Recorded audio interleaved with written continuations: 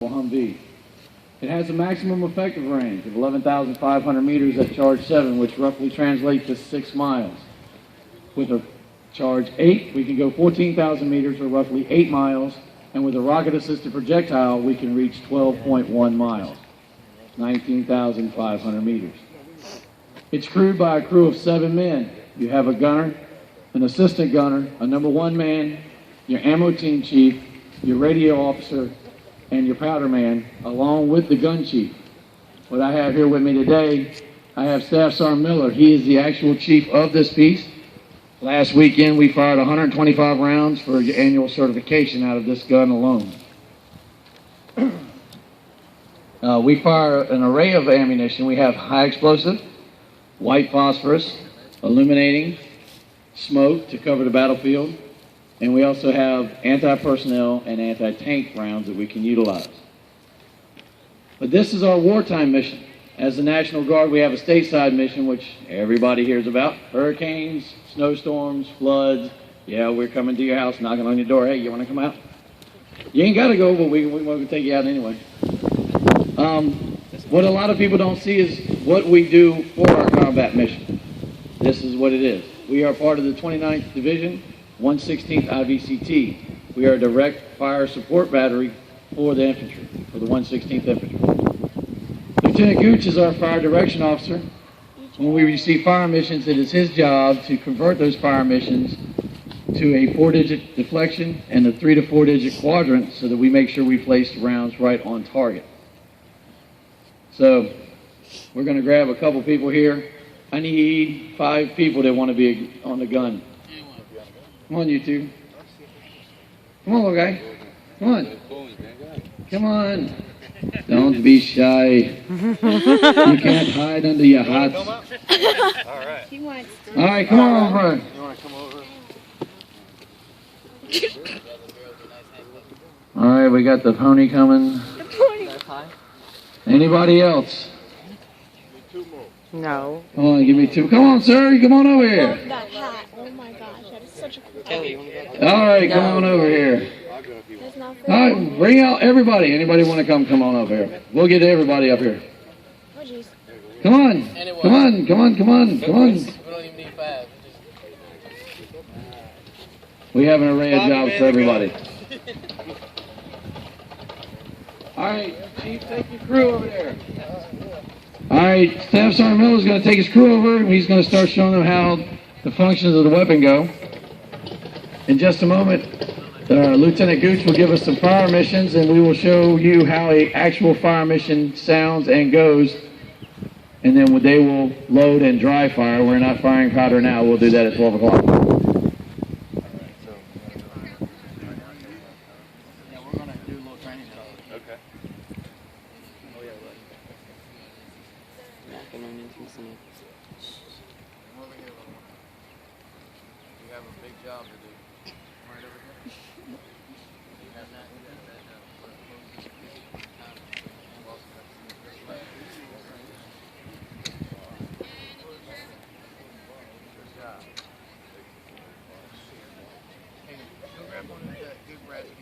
All right, in a typical section, on a howitzer section, we'll have usually 7 guys. This howitzer can operate with a minimum of 5. You'll see 2 Humvees over here in this net. One is to tow the howitzer, the other one is for the ammo. Like Sergeant Mayhew said, I'm a fire direction officer. I work in the fire direction center, which we couldn't bring out today because unfortunately both of them are in maintenance, oil changes. Sometimes it takes a couple of weeks to do that. But anyway, so what we have is we compute all the fire missions when a forward observer, which is typically with an infantry unit, they see the enemy or they need fire, they call the fire direction center or the battalion, and they will give us the fire mission. We will compute the fire mission, and we take into account the rotation of the earth, wind at different altitudes, charge and how far it is, and if the target is above or below the gun. Because obviously if the target is below the gun, we got to bring the tube down a little bit. We have to calculate for all that. Typically, it would take about 5 minutes doing it manually. And we used to have a chart, but we actually phased out of that a couple months ago. And now we use what's called the AFATADS, an Advanced Field Artillery Tactical Data System. And that computer takes that processing time down to about less than a minute. So when we receive a fire mission, we make sure all the data is good, and we look that we're not going to hit our own troops, and we take into consideration the FLOT, FLOT, forward line of troops, because we do not want to hit ourselves. Do you have any questions? None? Okay.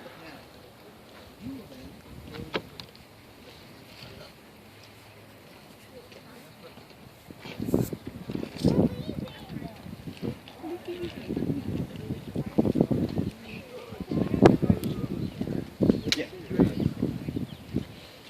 A situation? Well, all right, she asked, when would be a situation when we would use artillery?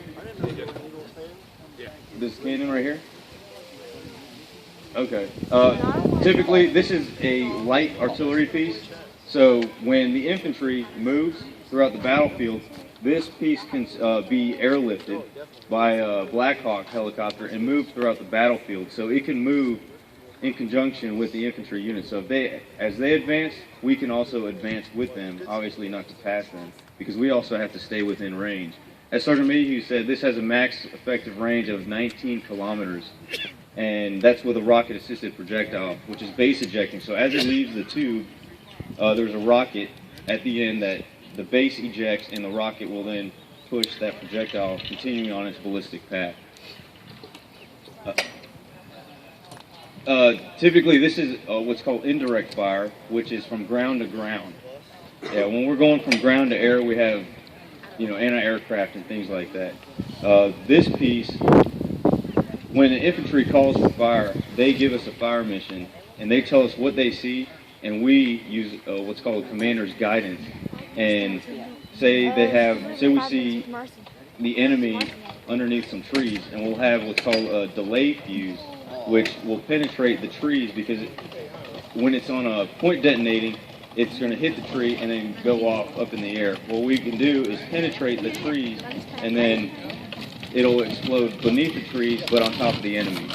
Yeah, so we have a wide variety of ammunition that we use, and the mission of the field artillery is to support the maneuver units. And because the infantry they're the queen of battle, but they are what every other MOS, military occupational specialty, does, is to support the infantry. And as they advance on the battlefield, that's what the field artillery supports, is the infantry. So what they're doing now is running through a fire mission. When the Fire Direction Center computes where the enemy is, we will give the gun line a quadrant and deflection. Quadrant is the elevation of the tube, so how high and how low it is. Deflection is the horizontal direction in which the tube is facing. And then the charge in the canister that we have will typically come with a charge 7, which is a max effective range of 11,500 kilometers. If the target is closer, we could either lower the tube or decrease the charge. And in that canister, we'll have 7 bags. Say the fire direction computer computes that we can hit the target with 5 charge. They will pull 2 bags out of that canister and put it in a pit, which typically would be over where that speaker is, or far away. That way, it would never catch fire. Oh!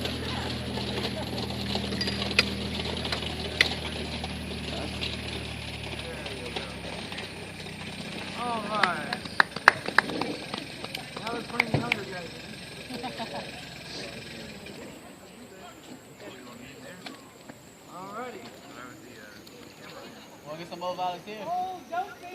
We got some time. Bring some other people over. Who else want to join? Come on. You want to join? All right, we need 3 more. Who wants to come sit on the howitzer? Give it a shot. Anybody? Kids go. Oh, we got one right here.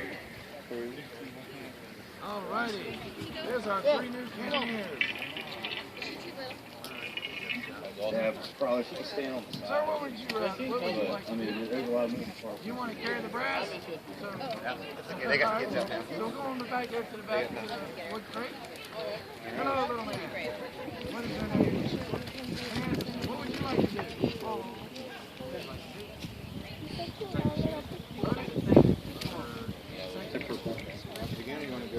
You want to be chief? Go see Sir Miller over there. You want to be number one? Come on in here. Who wants to be my gunner? Boy, I got a lot of gunners.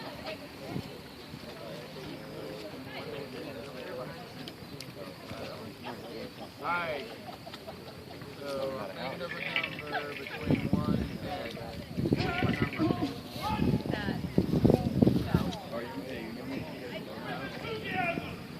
Enthusiasm. Come on over here, gunner. You, Lieutenant Welch, come on over here. You'll stand over here.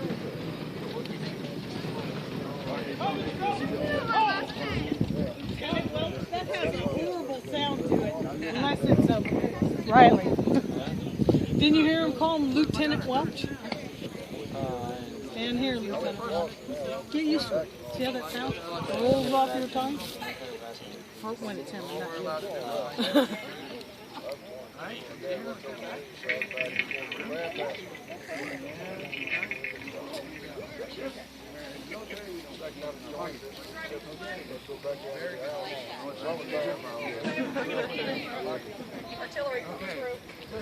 He's going to bring you around. Ladies and gentlemen, for those of you joining us, this is a Mike 119er Alpha 2 howitzer. It is current use. It is a light field artillery piece. Max effective range of 19 kilometers with a rocket-assisted projectile, which is base ejecting. So as the round leaves the tube, the bottom of the projectile will eject and a rocket will assist it continuing on its ballistic path, pushing it farther down the battlefield. Typically, we will shoot a normal canister with a Charge 7 capable of a max effective range of 11,500 kilometers. What you're seeing now is we have some volunteers who are running through the whole section, everything that they have to do to get around downrange using quadrant and deflection. You will see rolling in the Norfolk Light Artillery Blues. This is actually our lineage. Back in the Civil War, they are who we were today.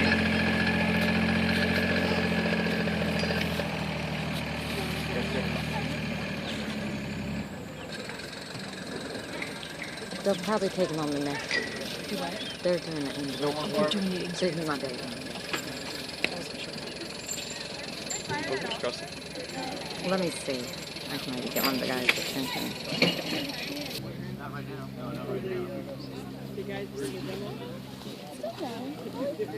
All right, if y'all stick around, we'll be shooting blanks in 15 minutes.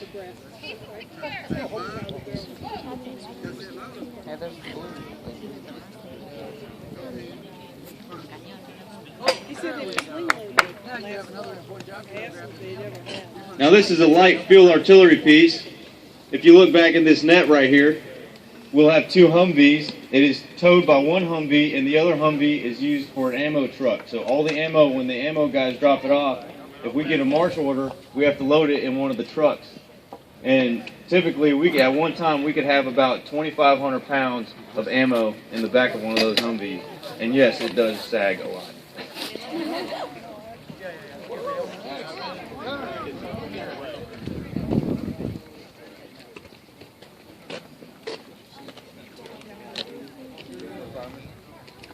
Oh, yeah, hold on. We're going to do a fire mission right quick. All right, you ready for fire mission? You guys ready? All right, I'm a fire direction officer. I work in the fire direction center, which does all the computations for getting around downrange.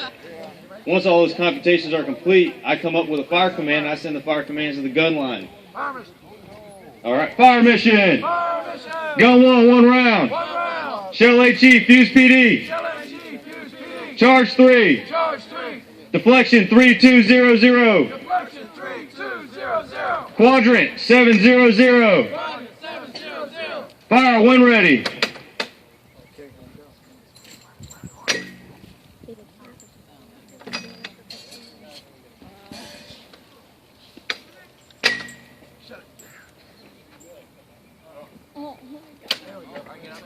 That's why we do a lot of push-ups.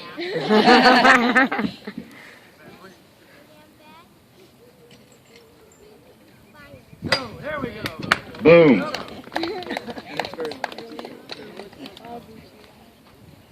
It's a little louder than that when it actually goes off.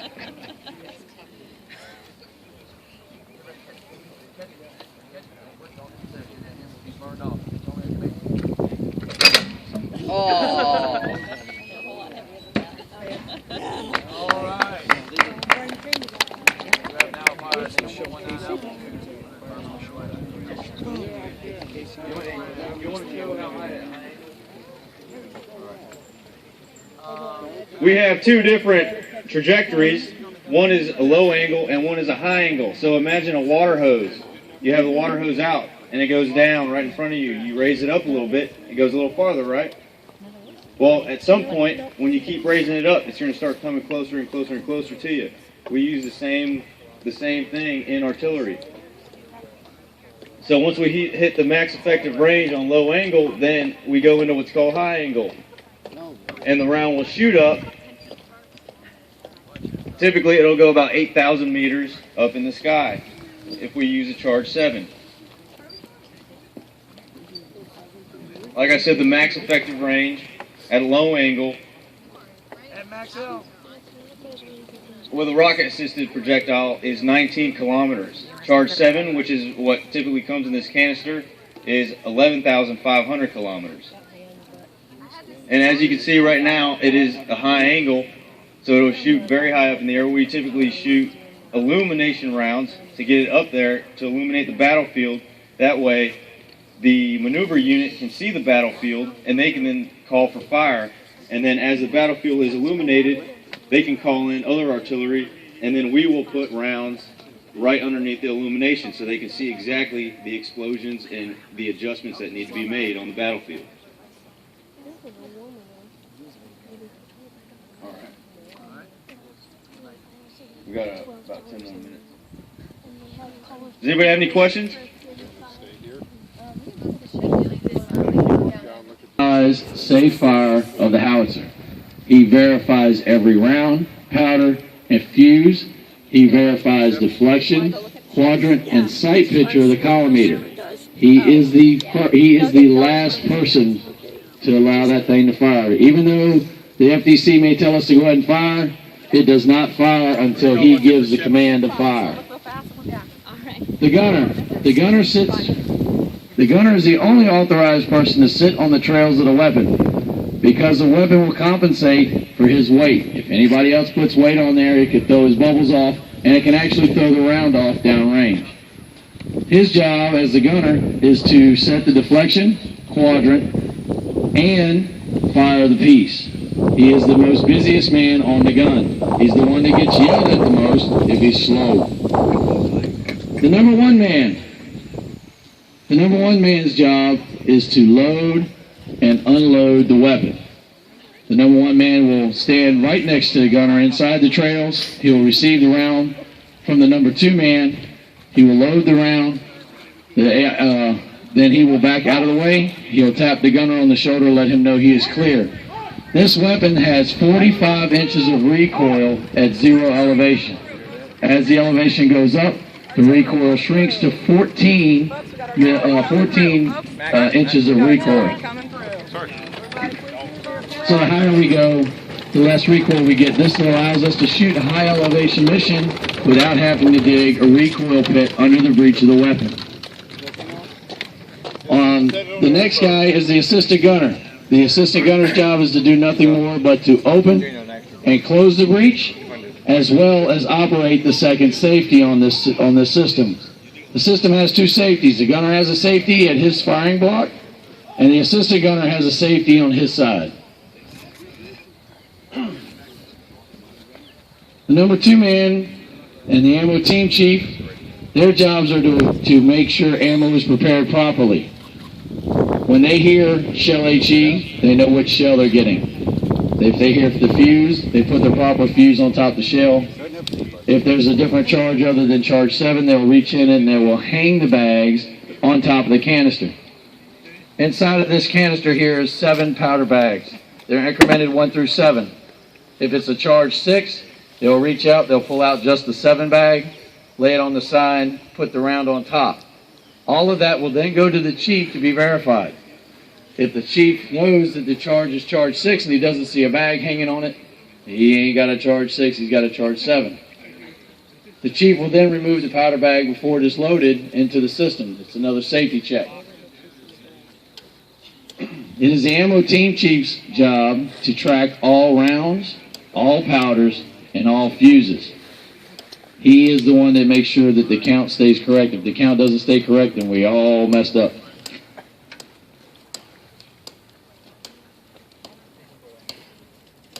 And those are the positions of this howitzer system. We have extra people. The number 2 man, after he brings the round up, he'll run powder back to the powder pit. All leftover increments cannot be repacked and refired.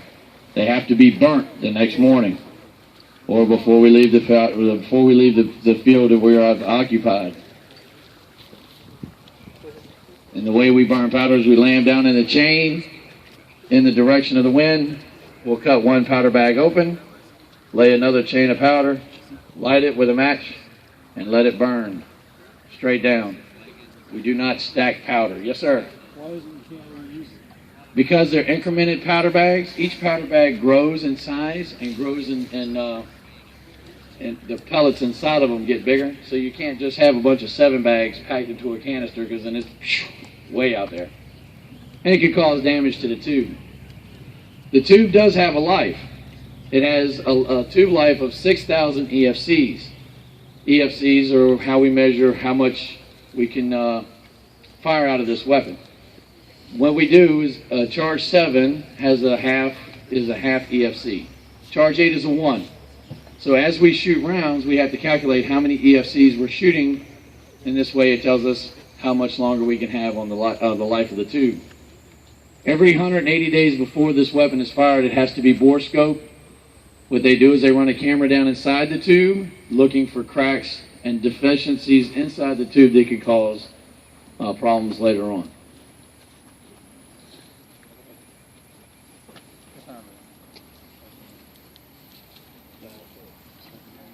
So we got about 5 minutes. We're going to go ahead and get the guys off the field here. We're going to head and start prepping up and getting our guys in position for this nice artillery fire you guys are going to see today. Also, now that they're here, the Norfolk Light Artillery Blues. This is our lineage. We are still listed today on record for the state of Virginia as the Norfolk Light Artillery Blues, even though we are Bravo Battery, 1st Battalion, 111 Field Artillery. This is where we start. Actually before them, because the unit is older than the Civil War, to this piece today. So now you'll get to see how we both work.